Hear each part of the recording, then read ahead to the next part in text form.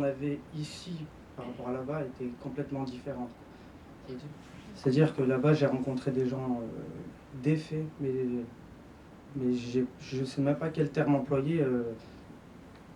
Je suis arrivé plein d'espoir là-bas, ça m'a détruit. J'ai vu des gens détruits, j'ai vu des gens pleurer, on ne peut même pas parler 3 mots avec eux, ils fondent en larmes. Je suis rentré dans un bâtiment qui a été détruit, j'ai trouvé une porte, je ne pensais même pas qu'il y avait une habitation ici. Et il y a une mamie qui a ouvert la porte, qui a fondu en larmes, qui nous a dit le ciel est maudit. Et en fait, les gens étaient extrêmement frustrés parce qu'ils ne pouvaient pas se battre. C'est-à-dire que la première guerre, au niveau de la technologie, technologiquement, c'était très différent. Les gens pouvaient sortir, pouvaient se battre, pouvaient être solidaires, alors que là, non. Ils disaient, ça nous tombait sur la tête, on ne pouvait rien faire. On ne pouvait que subir. On a subi. Et le monde nous a regardés subir, comme en 1915. Personne n'a rien fait. On est seul aujourd'hui.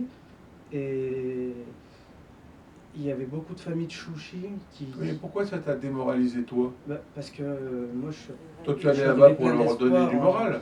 Vous m'avez dit à l'époque, il faut leur donner l'espoir. C'est ça? En fait, eux, la seule chose qu'ils avaient besoin, ils n'avaient pas besoin de pantalon, ils avaient pas besoin, tout ça, c'est pas vrai. En fait, il y avait des besoins, évidemment, mais ce qu'ils avaient besoin, c'est surtout d'espoir et surtout leur terre et leur maison. Il n'y a que ça qui revenait à chaque fois.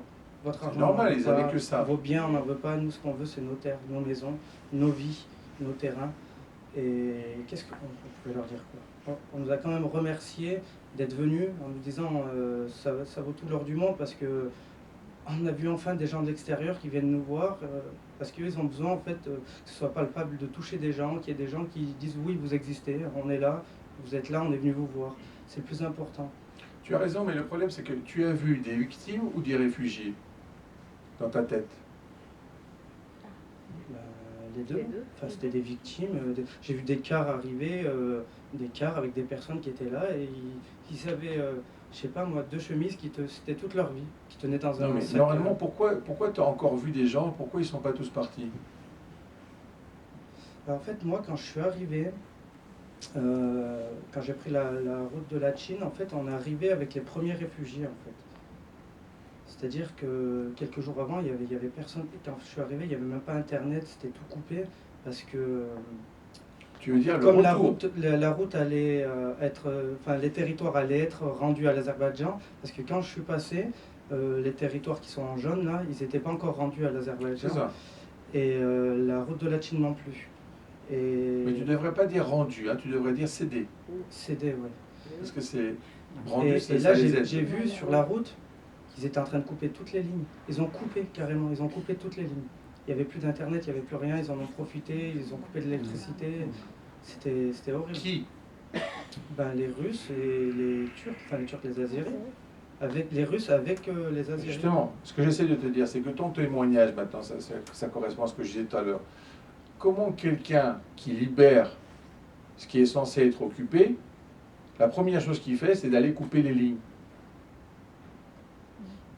C'est justement le contraire. C'est qu'en fait, lui, il est en processus d'invasion. Ah oui, mais tout à fait. Oui, mais justement, mais ça, on ne le dit pas assez. J'ai une petite anecdote. Quand je suis passé, il y a un moment, ça fait une patte d'oie juste avant d'arriver à Stepanakert. C'est ça, oui. Et là, ça monte vers Chouchi. Et là, ils avaient mis des sacs de sable. C'était tout barricadé. Il y avait un camion avec des soldats azéris derrière qui nous regardaient. Mais... Parce que là, en fait, il y avait un checkpoint avec les Russes. Voilà. Et là, il y a une route qui monte en fait. Puis après, quand on passe cette route, après on voit la cathédrale de Chouchi. Et là, il y avait des Azéris qui nous regardaient très fièrement et qui nous bouffaient du regard, en fait. Et c'était barricadé avec des barbelés, tout ça. Une semaine et demie. Mon ami, je vais te dire quelque chose de très simple, du point de vue stratégique. Quand quelqu'un te regarde de très haut, d'accord? Non, mais ça, Non. Écoute-moi, c'est moi le vieux, toi t'es le jeune. Quand quelqu'un te regarde de très haut, regarde les barricades. Et tu sais de quelle hauteur il te regarde. Quelqu'un qui est très fort, il est au même niveau que toi. Il te regarde et toi tu prends peur, tu pars. Quelqu'un qui est sous les barricades dans son fort, bah oui, bien sûr. Mais ce que je veux dire, c'est pareil. Si vraiment il avait libéré, il mettrait des barricades? Ils mettraient des sacs. Toi, tu mettrais des sacs, par exemple, c'est-à-dire que quand nous, on va relibérer l'Artsakh, on va mettre des sacs? Non. Donc, ce que je veux dire, c'est que c'est le problème de l'interprétation. Tu as une interprétation négative parce que tu es dans un espace mental négatif. En fait, je voulais juste finir l'anecdote, c'est qu'au retour, Oui? au retour, en fait, il n'y avait plus cette barricade, il y avait un portail métallique immense, hyper solide, aux couleurs de l'Azerbaïdjan, et sur la cathédrale, il y avait un drapeau azéri. J'avais jamais vu un drapeau aussi immense. Bon, c'est parce que tu n'es pas allé en Turquie, c'est pas possible. Oui, non, mais c'était une spécialité là-bas. C'était une pure provocation parce qu'en fait, au retour, la route de la Chine avait été, pas rendue, mais cédée justement à l'Azerbaïdjan. Et là. Je répète pour tout le monde. Plus les gens mettent des grands drapeaux, moins ils sont sûrs qu'ils sont là. Regarde les drapeaux en France. Tu vois, heureusement qu'on a des mairies pour avoir de temps en temps le drapeau. Sinon, on ne saurait même pas où on est. Parce qu'évidemment, pour tout le monde, c'est clair qu'on est là. La Turquie, c'est une grande spécialité. Elle a des drapeaux, c'est des trucs qui sont... C'est les murs, quoi. D'accord? Bon, alors le mec, il te dit, après, je suis fier d'être turc. Ben, je lui dis, ça se voit pas. Ça se voit pas. Avec la taille de ton drapeau, ça se voit pas. Bon, en fait, c'est que tu as peur d'être turc, c'est pour ça que tu mets un grand drapeau. Donc, ce que j'essaie de te dire, c'est que quand ça va être libéré, l'Artsakh, on va remettre des grands drapeaux? Nous, on va remettre des... Mais non, c'est sûr que non. On ne mettra pas des grands drapeaux. On mettra de temps en temps un drapeau pour dire où c'est. Et ce que je veux essayer de dire, c'est que quand tu as quelqu'un qui est sur les barricades, le portail, les trucs métalliques, etc., c'est pas quelqu'un qui libère. C'est un envahisseur qui s'installe. Et en fait, il s'installe et il se barricade parce qu'il a peur des répercussions. Quand je te disais tout à l'heure, pas à toi, mais j'ai vu ta tête, parce que Noubar croit que je ne regarde pas le... tu faisais comme ça, quand je disais ils ont peur des Arméniens. Bien sûr qu'ils ont peur des Arméniens. La tête de Turc. Simplement, c'est que... Mais non. Tu m'as dit qu'on parlait de Staline, tu m'as pas dit tête de Turc. Bon, il m'a dit Staline. Bon, il m'a désinformé. Alors, ce que j'essaie de dire, c'est que même quand tu es dans ce cadre-là, donc tu as occupé et occupant, il faut que tu saches que bien souvent, l'occupant a peur de l'occuper. Parce qu'en fait, dans sa tête, il sait qu'il est occupant. Tu vois? Par exemple, quand j'ai parlé de l'Alsace et la Lorraine, quand les Français sont retournés en Alsace et la Lorraine, je veux dire officiellement en tant qu'État, ils se sont pas sentis occupants. On s'est tellement peu sentis occupants qu'on a laissé à l'Alsace la sécurité sociale allemande. Tu le sais, ça? Si vraiment on était très frileux, on aurait dit non, il faut tout changer, il faut redevenir, il faut que ça soit, etc., etc. C'est pareil au niveau de la langue, le dialectal, etc. Donc ce que je veux dire, c'est que celui qui est à l'aise, laisse de la liberté au peuple. Celui qui n'est pas à l'aise, se confine, se barricade et se dit on est là jusqu'à que d'un seul coup ils peuvent se réveiller et donc on peut peut-être partir. Moi, j'ai pas vu un mouvement de foule de la part des Azéris parce que les Azéris, ils n'ont pas confiance en leurs militaires. Bien sûr qu'ils étaient aidés. Mais ce que je veux dire, c'est que les Arméniens, globalement, ils ont confiance en leurs militaires. C'est bizarre, non? Un Arménien, quand il voit un militaire arménien, il se dit celui-là, il a... Moi, je me rappelle quand ils m'avaient montré leur tank, c'était en 2008. Ils avaient voulu me faire une exhibition, entre guillemets, et il fallait que les tanks s'arrêtent sur une ligne. Bon. Et il y en a un des tanks, c'était un plus jeune comme toi, et il est allé 1 mètre plus loin. Plus loin, 1 mètre plus loin. Et je vois, son chef, il était comme lui, là, tu vois, comme ça. Et tu sais, il regardait la ligne, du genre, bon, tu vois, Nico, ce matin, il va voir. Alors après, je lui dis, moi, tu sais, je regarde le tank. Tu sais pourquoi? Parce qu'il y avait les décorations sur le tank de combien ils avaient tiré. Tu vois? Comme on a sur les avions que tu as abattus, moi je regarde ça, je regarde pas la ligne. Je lui dis, moi, il peut faire encore 2 mètres s'il met plus de trucs. Après, il était content, lui. Tu sais, lui, il était du genre, il y avait plusieurs... Notre question. Alors, la voilà. La casquette des Pardis. Alors, vous avez dit que pour la Turquie, soit il faut parler de l'Artsakh, soit il faut parler du génocide arménien. Non, c'est ce que disait la Turquie. Oui, c'est ce que disait la Turquie. Comment vous pensez il faut parler d'une chose pour sauver l'autre, ou ce sont les deux choses différentes pour la Turquie? Pour nous, c'est la même chose. Pour nous, c'est la même chose. Oui, c'est la même chose, parce que tu vois, même le petit là-bas, quand il a vu ça, il a repensé au génocide. Et les autres leur ont dit, c'était comme en 1915, tout le monde nous a laissés. Ce qui était faux aussi, même en 1915, c'était pas exactement comme ça, c'est parce que c'était bien au fond. Donc le point de vue, c'est unité. C'est-à-dire qu'en fait, si tu laisses tomber l'Artsakh, tu auras un autre génocide. Si tu laisses tomber le génocide, tu vas encore avoir une autre perte autre que l'Artsakh. C'est pour ça que les Arméniens préfèrent plutôt parler de l'Artsakh que du génocide, c'est ça? Non, non. Les Arméniens qui n'ont pas beaucoup de mémoire parlent de territoire, et ceux qui ont beaucoup de mémoire parlent justement de génocide. Et le problème, c'est qu'il faut les concilier. Il faut qu'ils se mettent d'accord. Donc en fait, en général, les plus jeunes parlent plus facilement de l'Artsakh, et les plus vieux parlent plus facilement du génocide. Ils ont tous les deux tort de parler que de ça. Ça dépend du traumatisme aussi, oui? Oui, bien sûr. Mais justement, comme on est aussi dans le domaine de la psychologie en stratégie, on sait très bien que les jeunes n'ont pas le traumatisme du génocide.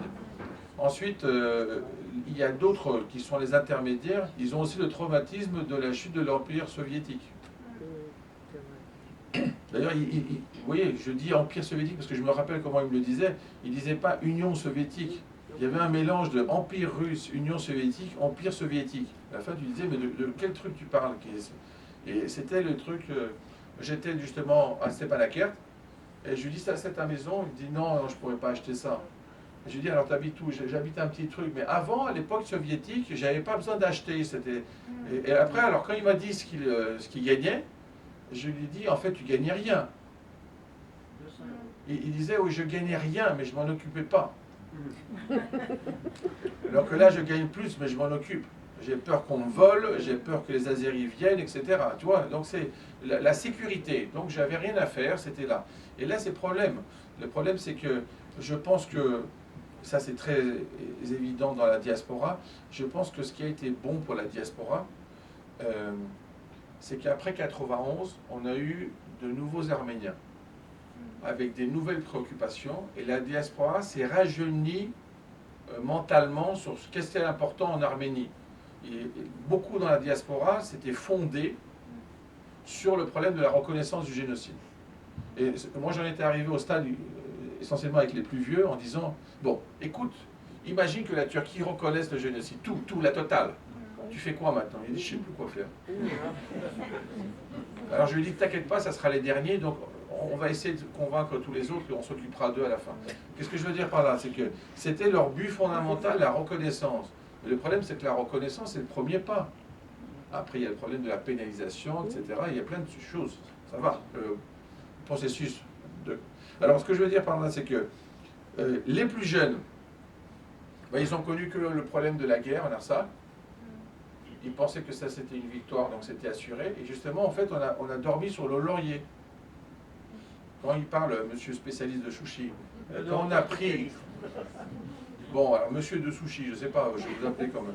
Quand on a pris sushi, les Azéris dormaient. On les a surpris. Parce qu'on est monté du côté où ils ne savaient pas. Ils pensaient que la personne ne montrait. Ils regardaient du côté des chars. Deux chars, bon. Alors, ils regardaient de ce côté.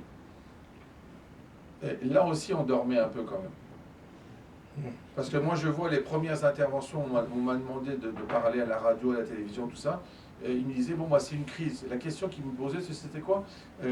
Ça va durer combien de jours?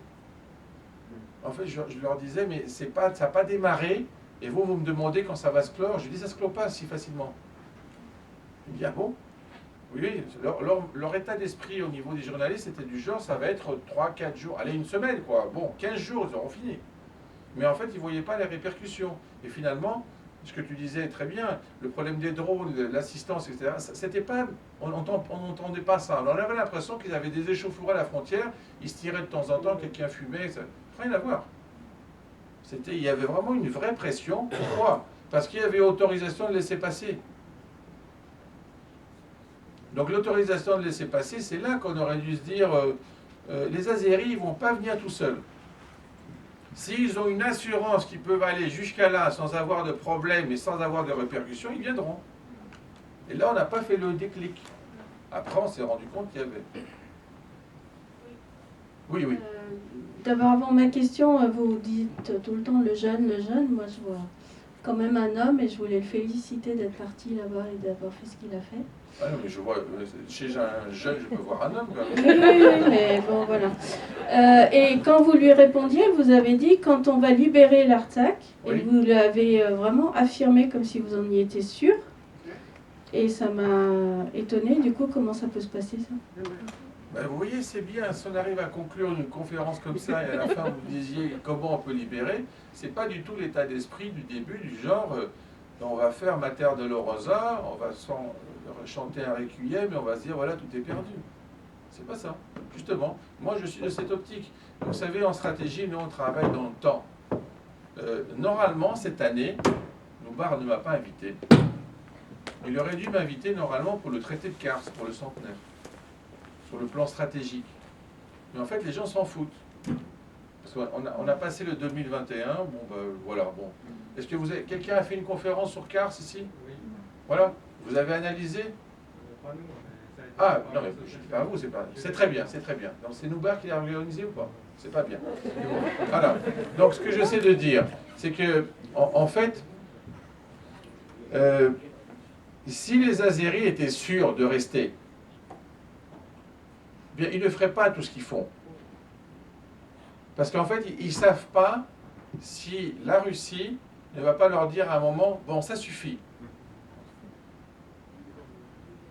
Ce n'est pas simplement un jeu de la part de la Russie, c'est le jeu du positionnement de nous. C'est-à-dire qu'en fait, nous, en tant qu'Arméniens, par rapport aux Azéris, quel est l'apport pour la Russie?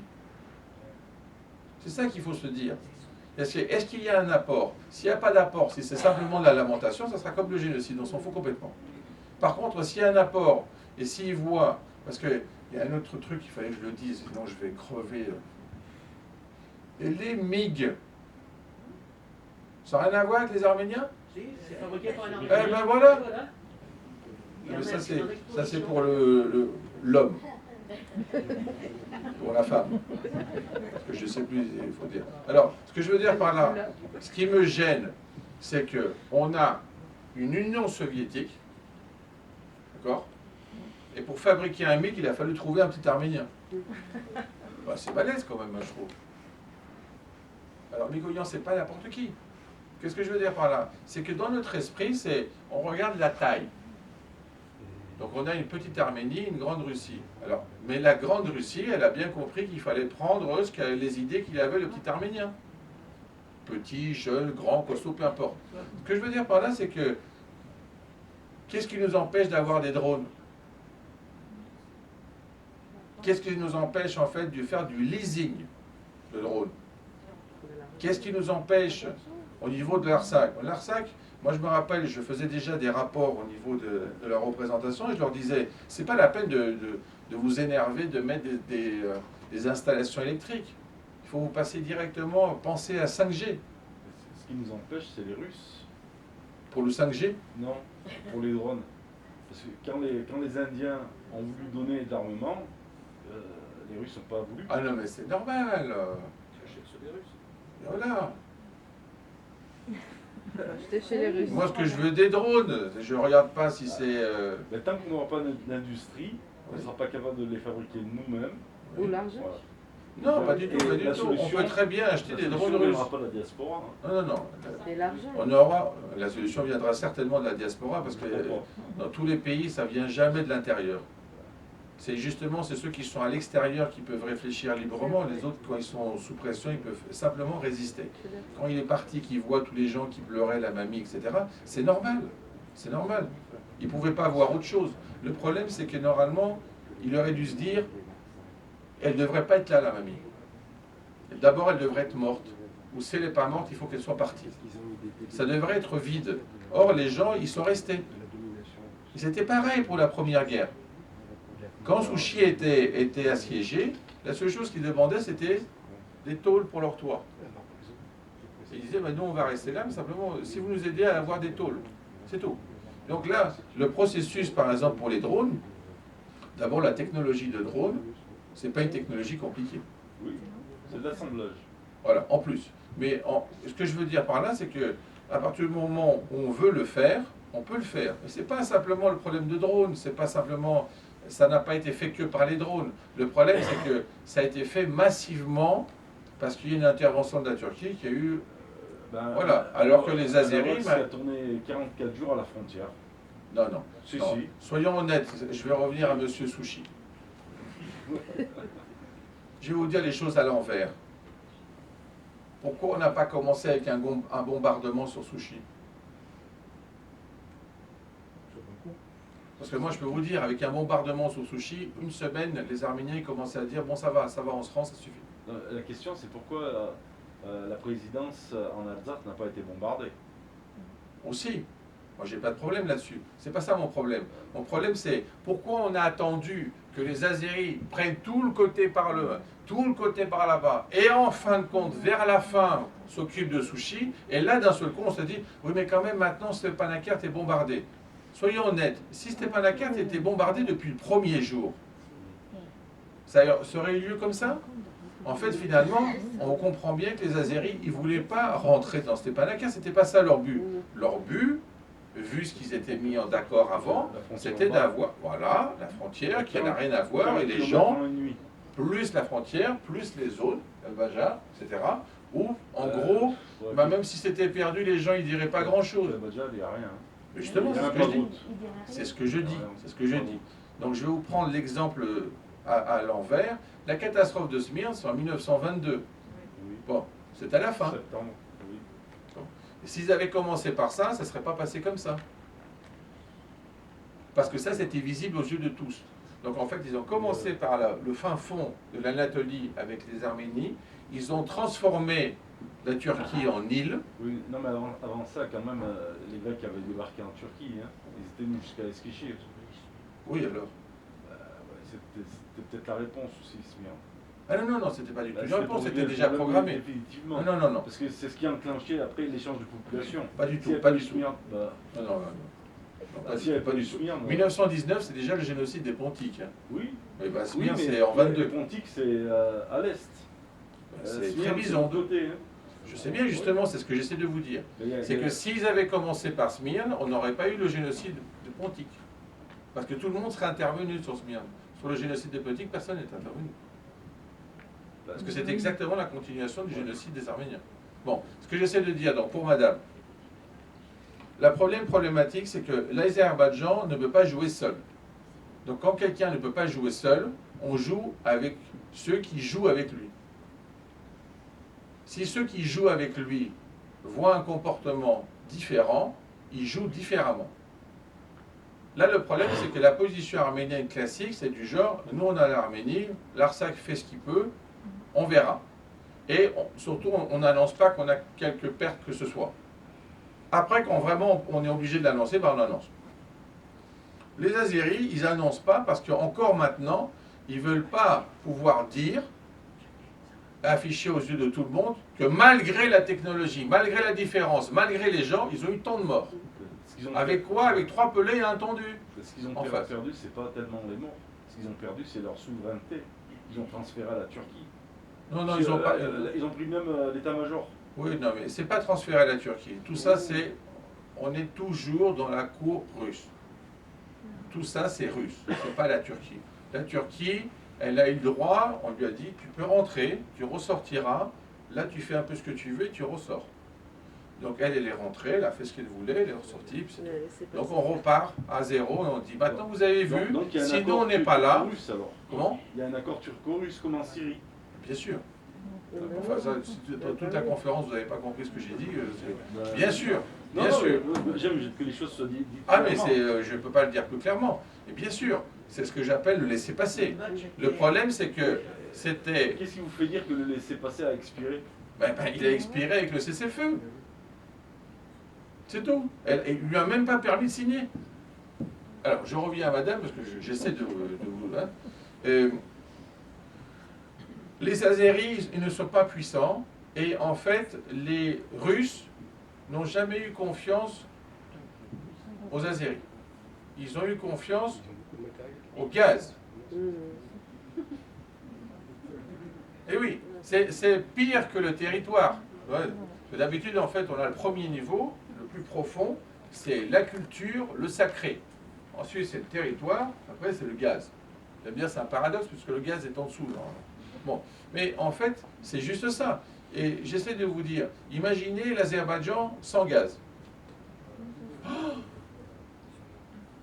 vous voyez, c'est pire que d'imaginer l'Arménie sans mer. Donc, en fait, c'est complètement de la géoéconomie, c'est même pas de la géopolitique. Donc, en fait, du point de vue géopolitique, les gens qui sont les plus stables, c'est les Arméniens. Alors, je me rappelle, en Arménie, j'avais fait une conférence, je leur ai dit, vous savez, en fait, les Arméniens, vous êtes comme les petites pierres qui sont dans la chaussure. D'accord?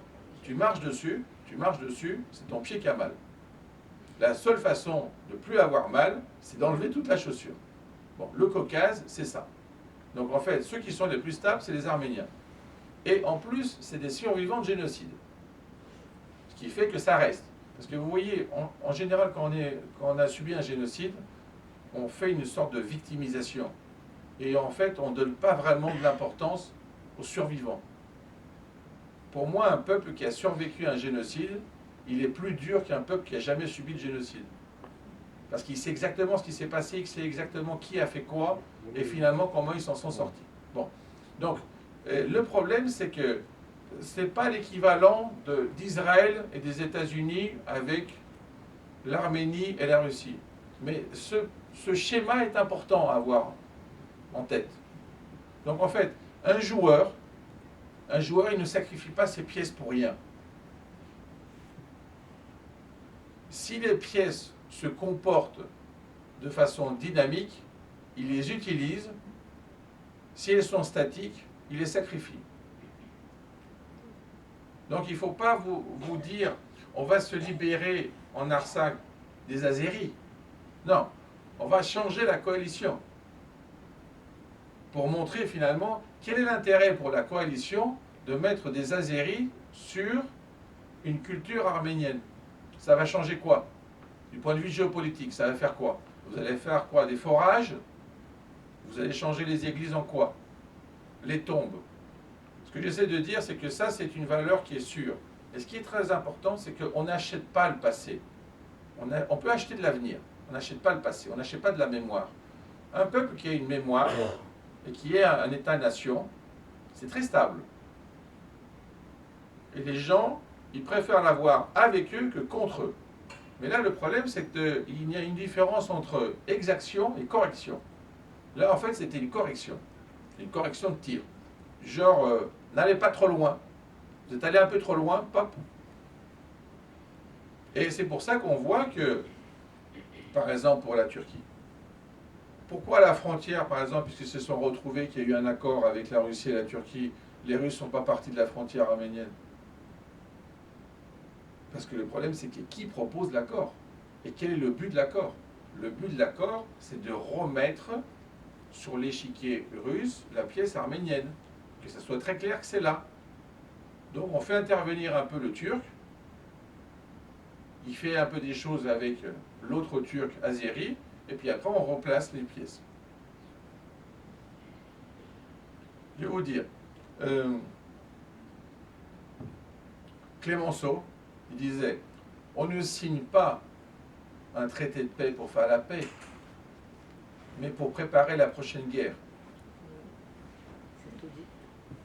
Si vous regardez un échiquier installé de jeu d'échecs, et toutes les pièces sont en position initiale, si vous ne connaissez pas bien les gens chez qui vous êtes, vous dites bah, c'est en position initiale. Le plus vraisemblable, c'est qu'il y a eu plein de guerres avant et c'est remis à sa place. Donc en fait, quand vous regardez la position initiale de l'échiquier, par exemple, imaginez que vous avez deux joueurs qui jouent 10 parties. À chaque fois, ils les remettent en position initiale. Quelqu'un qui est pas très compétent, il voit la position initiale, il se dit c'est le début. En fait, ça peut être la 5e. Nous, là, on a eu l'impression que c'était la première fois que ça se passait. Non, il y avait déjà eu un changement du point de vue stratégique, et justement avec les problèmes politiques locaux, on a donné l'impression qu'on allait faire autre chose. Alors cette impression, il a fallu la nettoyer, pas d'autre impression. Et donc, en fait, ce que je vous dis, c'est que le changement de position dans la coalition permet d'avoir des résultats dans la coalition et des répercussions sur le territoire. Parce qu'il n'y a pas un apport. Ce que je veux dire par là. Si par exemple, Larsac, c'était un endroit où il y avait énormément de pétrole, énormément de gaz, on pourrait se dire, bah, c'est bien qu'il y ait quelqu'un là, parce qu'il veut le prendre. Par exemple, c'est les problèmes de type Kurdistan. Hein, bon. Là, ce n'est pas le cas. Donc, quel est l'intérêt? Quel est l'intérêt? Essayez de voir ça, hein, même pour toi, très haut. Quel est l'intérêt que ça soit des Azéris là-bas? Aucun. C'est simplement pour faire plaisir aux Azéris. Si on ne veut plus leur faire plaisir, on leur dira, bah, il faut repartir, là-bas c'était arménien. Mais sur quel intérêt? Pourquoi on leur dirait de repartir? Qui leur dirait de repartir et Parce que si l'Arménie a une configuration plus dynamique, alors la Russie jouera plus avec l'Arménie qu'avec les Azéris qui n'ont pas de dynamique. C'est tout. Quel est l'intérêt de faire des coalitions? C'est pour la triple entente, c'est pareil. Hein? D'accord? Donc ce que j'essaie de vous dire, c'est que pourquoi le Japon s'est mis avec l'Allemagne nazie? C'était à l'autre bout du monde. Ben, le Japon, en 1915, il avait quand même fait des accords avec la Grande-Bretagne. Mais d'un seul coup, le Japon, il s'est mis avec les nazis et les fascistes. Pourquoi? Parce que dans sa zone, il disait, moi je serai tout seul. Mais à la fin, finalement, on a vu comment ça s'est terminé. Le problème des coalitions, c'est de regarder qui est plus fort que vous et qui est moins fort, mais dans la coalition. Quelqu'un qui est moins fort, si vous avez deux personnes, d'accord? Si vous avez quelqu'un qui est fort et quelqu'un qui n'est pas fort, et quelqu'un vient les attaquer, il faut que celui qui n'est pas fort s'éloigne. Comme ça, celui qui est fort utilise 100% de sa force pour frapper l'autre. S'il reste à côté, le plus faible, il devient la cible. Et l'autre, maintenant, il faut qu'il protège en plus la cible. Alors l'idée, c'est quoi? C'est la cible va plus loin, prend une poêle, et de temps en temps, quand l'autre s'approche, bing, et il repart. Ça, c'est un bon allié, même petit. Mais si c'est un allié qui vous colle dessus, comme les pères qui ont tous leurs enfants dessus dans les pubs, ben c'est plus un allié, ça. Ça s'appelle une sangsue. Donc là, l'idée, c'est de dire, c'est qu'à partir du moment où il n'y a pas de géoéconomie locale, donc pas de pétrole, pas de gaz, rien de spécial là-bas, la seule chose, c'est la culture. Quel est l'intérêt de dire d'un seul coup que l'Artsakh, c'est azéri? Aucun. Et même les Russes, donc ils sont les grands joueurs dans le coin, savent très bien ce qui s'est passé avec Staline, donc ils savent très bien comment ça a été placé. Donc à partir du moment où ils le savent, ils savent que si tu es un joueur qui est dynamique et efficace, on joue avec toi et on te donne des avantages. Tu n'es pas dynamique, tu n'es pas efficace, on en donne à l'autre. C'est aussi simple que ça. Donc il faut être dynamique et efficace et pas avoir le moral en dessous. Il faut avoir au-dessus. Même les utopies aident énormément. Nous allons rester là-dessus si tu permets. Après, tu pourras venir échanger en direct avec Nikos, il est là encore quelques instants. On vous remercie, Nikos Ligeros, pour ces éclairages.